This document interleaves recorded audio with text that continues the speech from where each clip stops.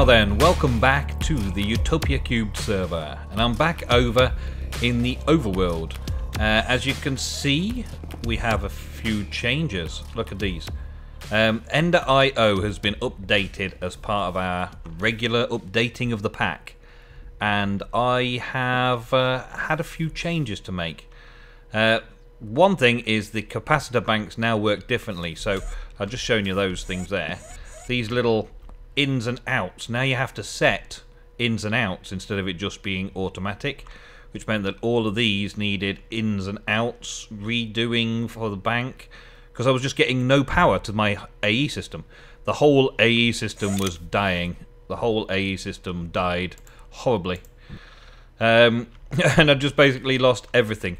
And the server was on Wednesday, we did our update, and the server was there for quite some time, just ticking over. Now it's getting back up to full again, which is good. It's working through things again. But when I update the server, I generally pop on, check things are okay, and then leave it again. And right now all of this is working, but I had to do a few quick changes. The quick and dirty changes that I didn't really want to do. Let's take that off. Right. As you can see, this will have no power, nil poids. So we'll take this back up, put this down here, boink.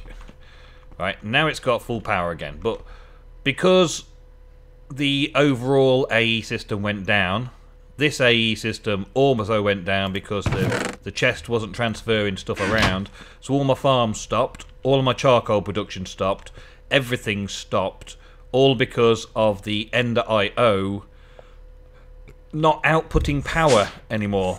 I've got this section here.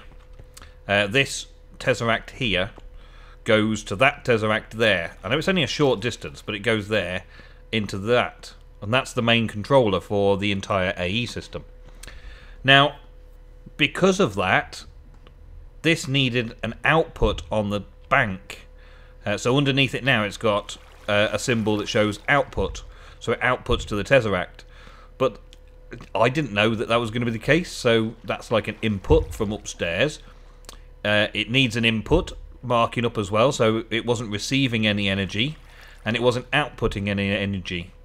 And because it wasn't outputting the energy, the AE system ran out of energy, and that shut down all the processes that were around the base. Now I'm getting back to where I need to be by basically just burning actual logs and coal and stuff that I've done in the Age of Steam in these Steam dynamos to get things kick-started again and get things working again.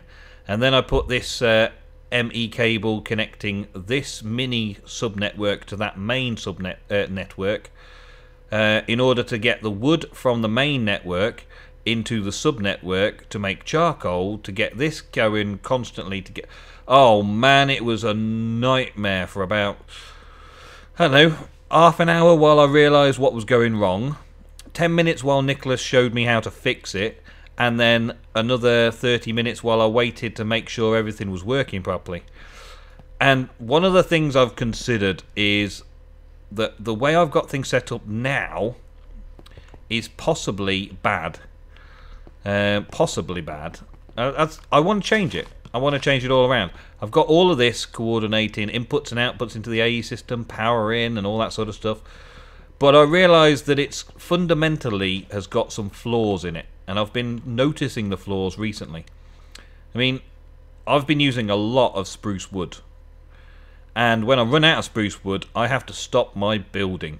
And that is a little mini disaster. I've got tons in here. So stopping the building process in the Age of Steam is something that I don't want to do. So I've had to come back here this episode today and start fixing it up. Now, I'm recording this on the day of the update, so we've updated it, we've let it run for a bit, and it's working okay. There's a few things that need changing, which will probably get changed tomorrow, which will be Thursday. And then on Thursday daytime, I'm going to just rip this whole place a new one. I'm going to start again. I'm going to keep the same room here, I'm going to keep the farms where they are, but I'm going to do a complete redesign of all of the working parts, all of the actual automation side of things, and try and figure it out afresh with the new Ender.io update in mind, and a few other things that I've learnt along the way. And I want to try and get it sorted. I mean, my power tree, it powers plenty. It powers plenty.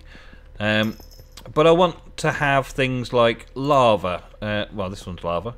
Have lava in ender chests for when I need lava somewhere in the Age of Steam, for instance. Yeah, and whatever other worlds we end up going into in the future. And I want some kind of fuel, ethanol, to also be able to do the same thing. And fruit juice into biomass, into ethanol, and lava from lava tanks and things like that. And charcoal. I want to be able to have a stash of charcoal so I could use anything that needs charcoal very quickly as well. And I want a good supply of all the trees, wood, and all that sort of stuff in my A system and in ender chests and the like at all times for whatever project I might be working on. And I need it to be stable and secure. So I've got a few ideas how I'm going to modify it all, and I'm not going to be able to record it. I'm not going to be able to record the major changes. So what I'm going to plan on doing is ripping it all out over the next day and cutting straight back in just a moment for you guys to show you around, give you a tour of what has been done. So I'll catch you in a bit, guys. Now then, welcome back, guys. This is the big reveal. Look at that. I'm pretty pleased with it, as you can probably tell. I've done loads of cosmetic work as well as actually redesigning the function of the farms. I've done all this cave-like top bit up here. Tried to blend it in with the rest of the caving. I've still got this edge down here to do, and I'm not sure exactly how to curve it in. It looks very flat and boring right now.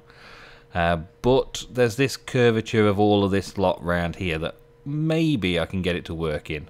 Maybe.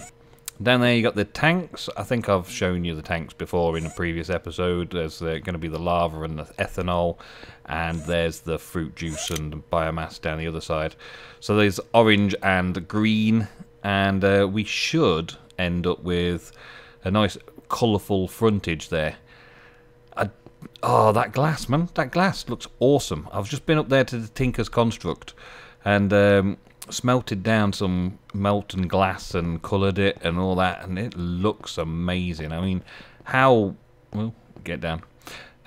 beautiful it looks through that glass. Everything about that glass, I just love that glass, and the fact that you can dye it into so many colours makes it the best stained glass I can find. Matches in with that look down there. It's like the opposites. I managed to get the lime greens and stuff, and then I'll do orange over this side with the space that I've just created. Let me show you down here. It was all open to the elements. It was open caves before I started, but I've basically put the floor out and put walls around it inside the chunk.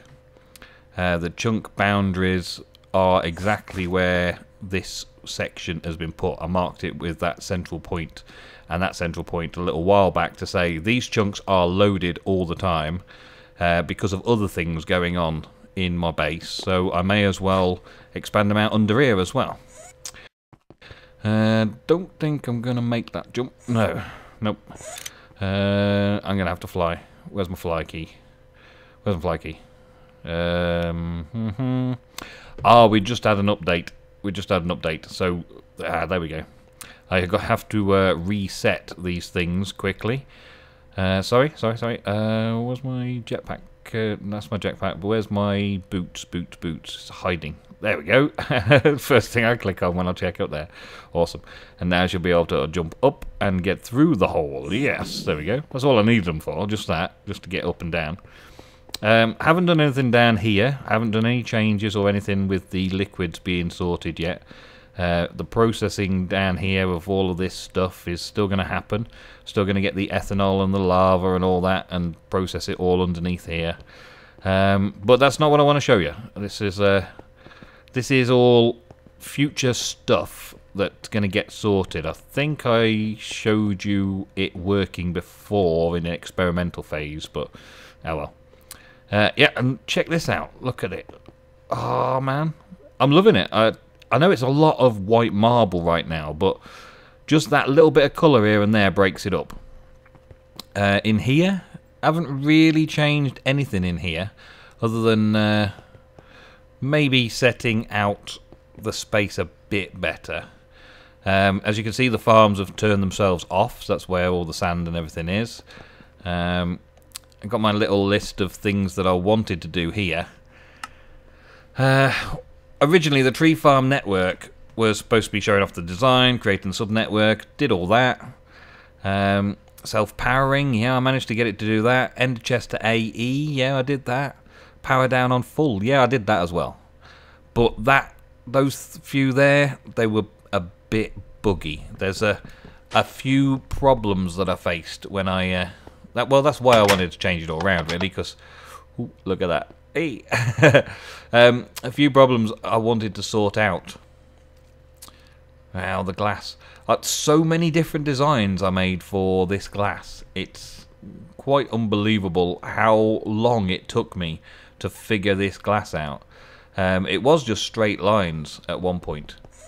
And then I had the door here. Yep, just there. That door there. That was a problem when the lines fitted in right, and I wanted the door there, just there. I didn't want it next to it. I wanted it opposite that, right there, and that fell into the line, and I couldn't put it there. I couldn't put it there. I had to put it there, and so the whole design had to start being changed around again until eventually I came just accidentally upon this kind of thing that I'm doing here. It's a process that YouTubers go through when we're making stuff for you guys to look at. We want it to look our best when we're building and designing stuff, and we try and get the results at the end of the day. But if we recorded every minute of doing something like this, you would be bored to tears, because we would take half an hour just figuring out one little pattern like this. But that's the way it is, and I've done it all now, and we're moving on. Pretty pleased with it all, pretty pleased with the area, and this inside here looks really cool as well. Just how the glass looks and how things look through the glass is just amazing for me. And it's nothing like the vanilla stained glass. It's totally like fresh and crisp, and I think the Tinker's Construct mod makers have done an excellent job with this glass. I'm just so impressed with it. I'm surprised I haven't seen it before, really. I was looking through for glass types to do glass, and well, here it was. It jumped out at me. I gave it a go because it's quite easy to make in the Tinker's smeltery, and I had plenty of the resources, so I gave it a go, and well, it's just, I love it. I like it a lot. Right, well, down here we've done things slightly different. As you can see, there's less machinery and stuff down here now. The wall is a bit blank apart from that side. That side is currently still work in progress, but I needed that quick setup there. This wall over there and that wall over there will have things on, but they'll probably be more plain. I think that's the plan. This side over here, I just needed to get it quick and dirty to get my charcoal up and running, so get charcoal production back on. They're currently all set so that when the charcoal runs down below 5,000, it all kicks in. And then, no, I can't show you that way. I've got these two coloured chests anyway. Exporting to farms is my colours, which is magenta purple and that lime for that one, and magenta purple black for the other one. One's exporting to farms, one's exporting to solid fuel. The export into farms is all the things currently that I need to be putting into places. Yeah, like purple, magenta, me. So the export to farms thing, that's all about the dirt and the fertilizer that's currently going into the forestry farms. And this chest will have other things in it as stages progress, as I need to add more things to export to the farms. And this solid fuels is basically just charcoal. Solid fuel charcoal. And I'm going to have a place for all of that set up somewhere further out here. But as you can see, I did a little bit of designing and building around these farms as well. I found that they were very grey and boring, all stone-like and horrid. And I've sunk them down slightly, and I've lowered the whole floor, and I've put these wooden logs around for the different farms. The greyness, I need to change it at some point. This down here though, this is the actual gubbings. I think I've made it set up a lot better now. Look, it's only storing 32 dirt. It's got the water and the fertilizer. That's all it needs. Everything else has been cleared out automatically. I was finding that I was getting a bit stuck, and the power there, it's working now. It's working with much more simplicity. That chest there is the returns chest. Basically everything that I dispose into that coloured chest goes into the main AE store system, and that's been around for a while. I've got my little dumping bag that I throw stuff in, one of my pouches, and everything goes fairly swiftly. Look, just like the AE system pulls it out the other side fairly quickly and puts it back into the storage. And I've just got all of those slots there get emptied straight out through that transponder straight down into the chest and disappear off into the AE system. So all of the farms are now just depositing all of their produce just straight into the main AE system instead of having it all hidden away in a subnetwork. This one is taking the dirt and the fertilizer and putting it into the farm in the same way, really. So I'm storing 64 of each in every single farm around here from that chest over there, but I'm only actually trying to keep 32 in there. So the regulator on that translocator, should I say, is regulating so that 32 get put in at all times, get kept in there at all times, which is a very, very good little thing. It's much better than a lot of piping. And even the AE system can't do it quite as effectively as these translocators can. And those two chests, I'll show you about those in a bit, but let's go back over this side. The translocators, again, is beaming from the charcoal chest. The charcoal chest will get filled in another place. But having the ender chest means that I've got no pipes and wires all over the place. I can feed it straight in from wherever I am in the world. That charcoal chest can feed things like this steam dynamo. And I got this regulated to just 15, just to keep 15 in the steam dynamo, just enough to let it work when it needs to work. Set up over this side, I've got the farm valve with a reservoir underneath, set to automatically pump out. So that's very effective. It just keeps the farm full of water. And right next to it, a steam dynamo also needs water, so it's right next to the reservoir, and that also gets auto-filled from the reservoir. It does both at the same time with this configuration, which is spot on. And the only thing that connects it to the gearbox is the one little bit of lead stone pipe, because I found that the dynamos don't connect directly to the forestry farms. In fact, I think the dynamos just don't connect directly to anything. It needs this leadstone energy conduit or something between the dynamo and wherever the power is going to. So that is really cheap as well. So that's right, nice and simple. And the farms don't use a lot of power, so that leadstone is just perfect for it.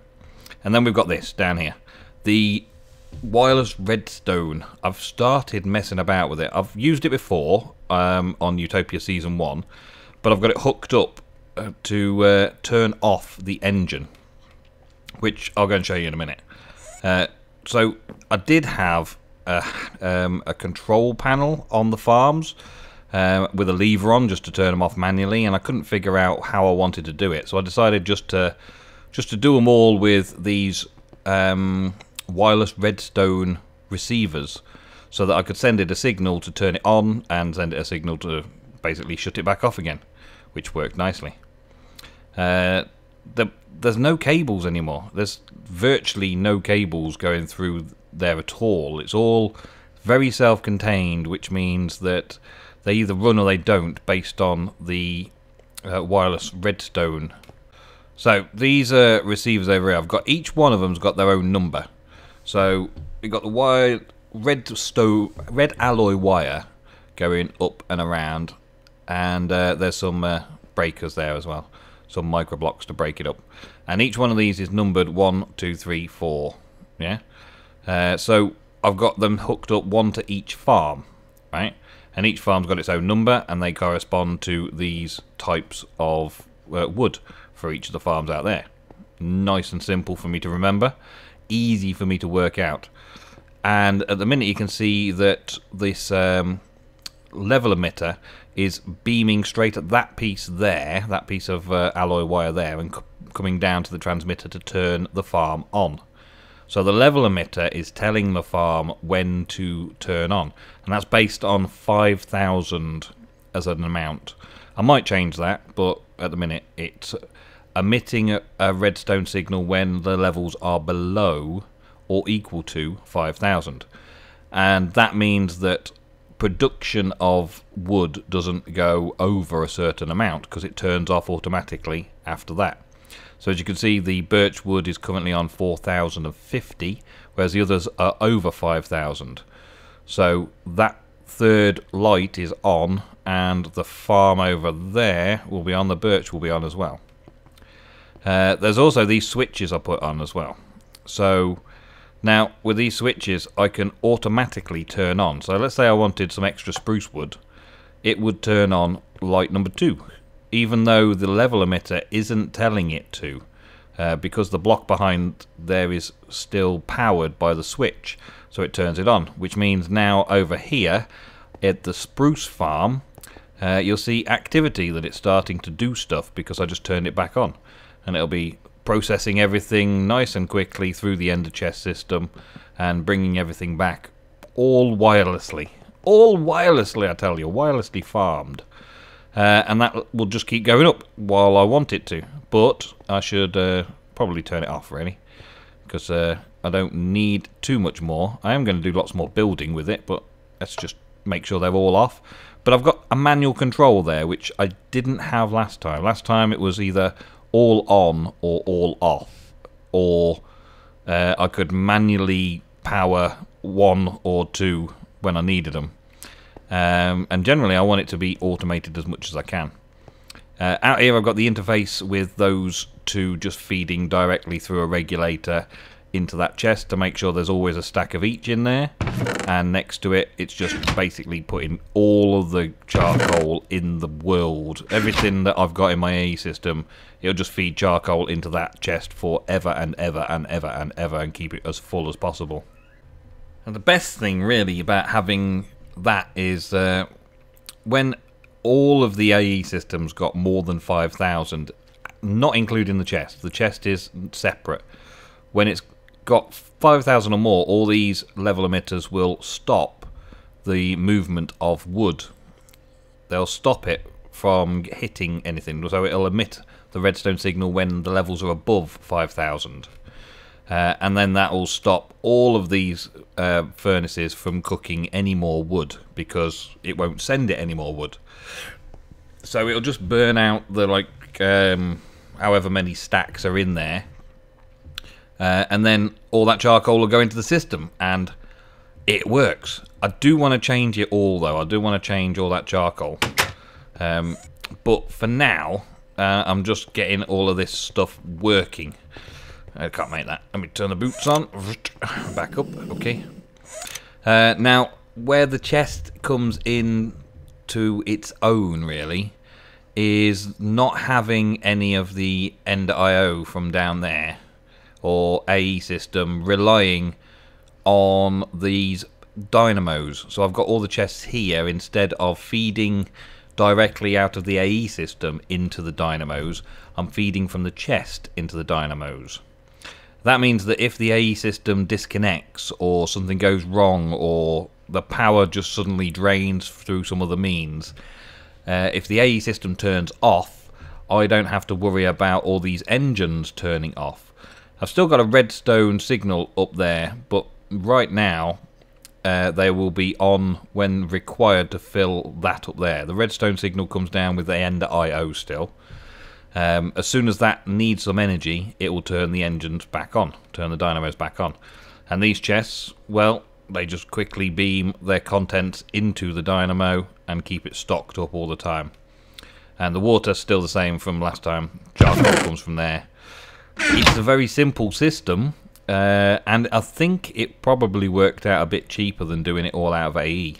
I do have the materials to do it all in AE, but it's just cheaper. And also the item conduits from Ender IO that I was using, they were a bit laggy as well. Finding that I'm moving away from Ender IO quite a bit now to less laggy solutions. It's just something about those little cables. They look awesome. They do. They really do. And I love the fact that they mix together. And I've got a load still installed, but they just don't seem to work right on servers with mods, with other mods. I presume if you had them all on their own, Ender IO could probably do everything for you, because it's that sort of mod that it can do everything. It can do automating of liquids and items and all sorts of things. I mean, I've got it using down here to pump the liquids across, and I'm going to be putting ethanol into there. I've got all that worked out in my head of what I'm going to do, but that's not really it right now. This is all just a load of work that I've done today in order to get this up and running again and get it charged up again and solve the problems that the update gave me. Next, I'm back off to the Age of Steam. I'm back off and doing some more stuff on my railway station. Gonna get loads more stuff done over there. So until next episode, guys, thank you very much for watching this. I hope you enjoyed. And I will play around with some fruit. Yeah. Anyway, I'll catch you next episode. Thank you very much, and goodbye.